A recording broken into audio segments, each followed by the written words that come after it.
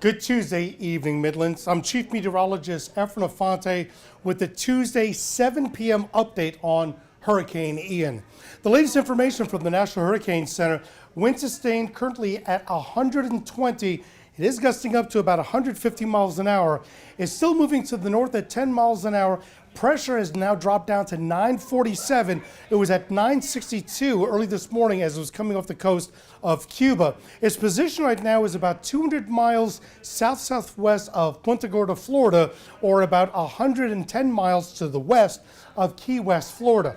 Notice a very well-defined eye. That eye has been well-defined for the last 12 hours, indicating that not only is it tightening up, but it is also expanding and getting stronger.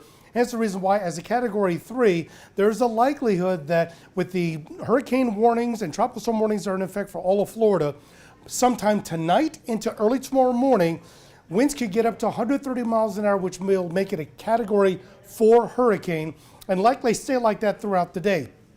The guidance models are on the fence, though, of where and how intense it's going to be. At this time, the National Hurricane Center has a trajectory anywhere from just to the north of Fort Myers to around the areas or north of Tampa, St. Pete.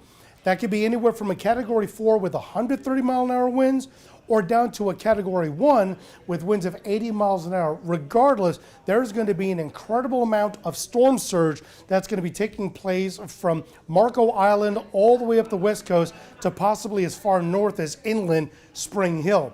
That's by Thursday morning. By Thursday during the day, though, it starts moving towards the north. And because of a cold front that's coming down that affected our weather today, by Thursday, it'll be a tropical storm potentially with winds of 80 miles an hour as it makes its slow gradual turn to the north going into Thursday night. The interesting thing about the computer models and the current trajectory is that it is expected that at some point Thursday into Thursday night, it may go off the coast, probably off the coast between St. Augustine's and Daytona Beach, Florida, and briefly be out in the Atlantic and then come back in by Friday as a tropical storm with winds of 50 mile an hour sustained. And as it makes its way back on shore, somewhere between Brunswick and Savannah, Georgia, possibly around Hilton Head, it starts to decay in strength. And by Saturday night, winds sustained at about 30 miles an hour, positioned somewhere in the upstate. But the focal point for South Carolina is this. Regardless of whether it goes offshore or not, we're still looking at a degradation of the intensity of Ian from a tropical storm to an area of low pressure, or at worst, a tropical depression. But the winds are not expected to be as substantial as it makes its way through South Carolina. Now, the computer models have been indicating over the last 48 hours, particularly the European models, that by Thursday, the trajectory takes Ian out into sea, back into the southeast Atlantic, whether it's brief or not, and then make its way back in. Some of the models from the European are indicating that as it comes back on shore, it could be anywhere from Brunswick, Georgia, to possibly into Charleston County back in. Regardless of whether it's going to stay over Florida all the way through Saturday or briefly go out to shore, the one thing is that the intensification will drop. By the time we get to Friday, it may still be a tropical storm, but it will be weakening as it makes its way to and through South Carolina by Saturday night. With that in place, the impact points for us are going to be pretty much all of South Carolina. Now, as far as tornadoes are concerned, the effect will be more so when you get towards 200, 300, maybe even 400 miles away from the center of circulation. If that being the case, that this is the midpoint of where Ian is going to be from Friday night through Saturday night, then most of the tornadic activity will be more on the far eastern portions of South Carolina. If the trajectory moves a little bit further west, we could be talking about possibly brief tornadoes in the far eastern portions of the Midlands. But nevertheless, its position expected from Friday to Saturday night does put it in which we're looking at the potential for tropical storm winds, which would be 40 miles per hour or greater, to be more dominant by Thursday morning to Thursday evening along the low country and coastline. About a 30-40% chance the Thursday morning. By Thursday evening, the chances in most of the low country and at least the southern half of the Midlands is only 20 to 30%, and from pretty much 378, 76 and going north, a 10 to 20% chance that the winds will actually get up to 40 miles per hour or greater.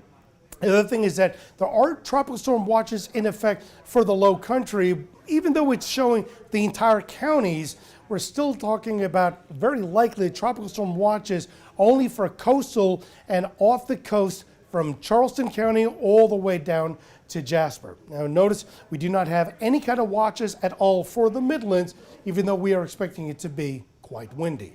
In addition to that, tropical surge watches are in effect for the entire coastline of the low country, in which the anticipation of the storm surge, should it occur, well, many areas, especially from Kiowa to Edisto Beach and points all the way down to Hilton Head, we're looking at the possibility of inundation or the storm surge itself moving in. The amount of height in the waters above the sea level to above the ground level could be anywhere from 3 to over 6 feet, which would be substantial, and especially in areas of Colleton, Jasper, and Hampton County, where we could be looking at an inundation that could push well inland, especially in these marshland areas.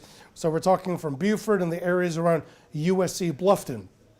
In addition to that, we are looking at also the potential for heavy rainfall. Now notice, the heavy rainfall potential on Thursday is going to be primarily coastal low country. But as we get into Friday and Ian gets closer, of whatever Ian may be, there's a higher chance of torrential rainfall for pretty much all of South Carolina, and a heightened risk for the entire coastline, not only for the low country, but going into areas of the Grand Strand. It's not just Friday. We're also talking about potential for more heavy rainfall for South Carolina. And notice both days has the Midlands in with a slight or an upgraded risk of heavy rainfall. And how much rainfall are we talking?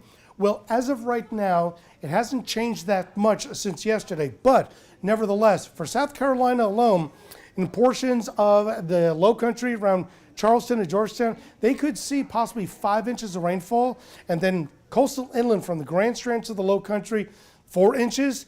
Most of South Carolina inland, including the Midlands, could see 3 inches or more, possibly 2.5 to 3 inches in the northern Midlands. But it is entirely dependent on the track of Ian, especially once Ian starts moving through South Carolina, if it begins to slow down. The wind may not be an issue at that point, but the rainfall could be, and we're looking at the possibility of some locations in South Carolina, anywhere in the state, including the upstate, that localized areas could receive a total of upwards of 8 inches of rainfall by the time all this is done by mid-Sunday morning.